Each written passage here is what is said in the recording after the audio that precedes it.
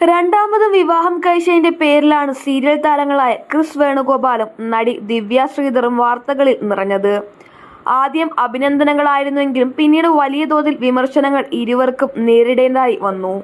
ക്രിസിന്റെ രൂപവും ഭാവവും ഒക്കെ പലരെയും ചൊടിപ്പിച്ചു.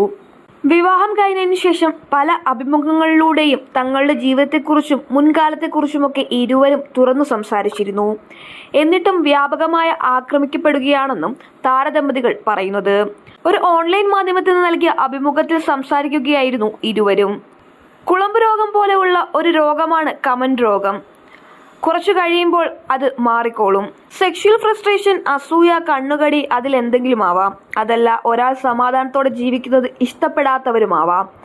ഇവൾ വളരെ സുന്ദരിയാണ്, എന്നെപ്പോലൊരു വയസ്സനെയെന്നല്ല ആർക്കും എതിര് പറയാൻ പറ്റില്ല എന്നാണ് അവർ ഉദ്ദേശിക്കുന്നത്.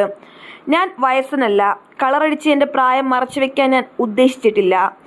ഞാൻ 9ാം ക്ലാസ്സിൽ പഠിക്കുമ്പോൾ എനിക്കും അച്ഛനും ഒരുമിച്ചാണ് മുടി നരച്ചത്. തലമുടി കളർ അടിച്ചാൽ സുന്ദരനാവുമെന്ന് കുട്ടേട്ടൻ സിൻഡ്രം ഒന്നും എനിക്കില്ല. ഞാൻ ഇങ്ങനെയാണ്, ഇതുപോലെ സ്വീകരിക്കാൻ കഴിയുന്നവർ മാത്രം ചെയ്താൽ മതി. എൻ്റെ സ്റ്റുഡൻസിനും പ്രഭാഷണത്തിന് പോകുമ്പോൾ അവർക്കുമൊക്കെ ഞാൻ സ്വീകാര്യനാണ്. എൻ്റെ കാര്യങ്ങൾ തുറന്നു പറയാൻ എനിക്ക് മടിയില്ല.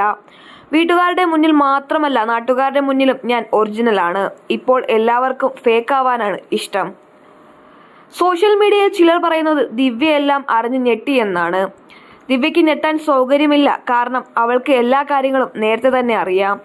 ഹൈദരാബാദിൽ നിന്ന് ഷൂട്ടിംഗ് നിർത്തി ദിവ്യയ്ക്ക് സർപ്രൈസുമായി ക്രിസ് എത്തി എന്നൊക്കെ പറഞ്ഞ് വലിയ വീടിന്റെ ചിത്രമൊക്കെ കാണിച്ചിരുന്നു.